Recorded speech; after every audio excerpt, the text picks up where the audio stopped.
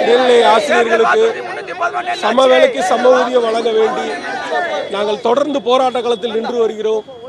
தமிழக முதல்வர் அவர்கள் உடனடியாக இதில் தலையிட்டு எங்களுடைய இந்த நியாயமான கோரிக்கையை, நீங்கள் கரம் பற்றி கொடுத்த கோரிக்கையை, இதே திமுக ஆட்சி காலத்தில் நடந்த இந்த மிகப்பெரிய அநீதியை களைய வேண்டும். அதுவரை எங்களுடைய இந்த போராட்டம் தொடரும். எங்களுக்கு ஒரு இடம் கொடுக்காமல் தெரு தெருவாக ஆசிரியர்கள் சென்னையில் சுற்றி வருகிறார்கள்.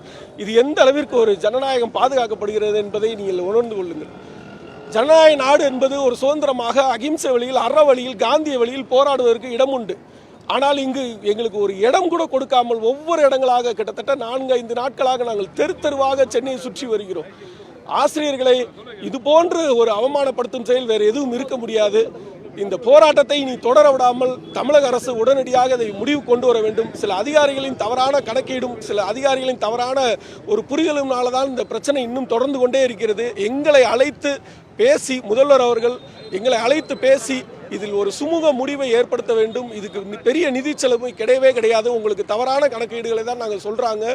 நிச்சயமாக நீங்கள் எங்களுக்கு இந்த ஊதிய முரண்பாடை களைவில் என்ற நம்பிக்கையோடு நாங்கள் தொடர்ந்து போராடுகிறோம். தயவு செய்து எங்களை கடுமையான போராட்டத்தில் இறக்காமல், இந்த காவல்துறையினர் செய்யும் அட்டூழியங்களால் தான் எங்களை இந்த கடுமையான போராட்டங்களில் இறங்க வேண்டிய சூழ்நிலை ஏற்பட்டுள்ளது. கடந்த காலங்களில் நாங்கள் இதுபோன்று என்றைக்கும் செய்தது கிடையாது.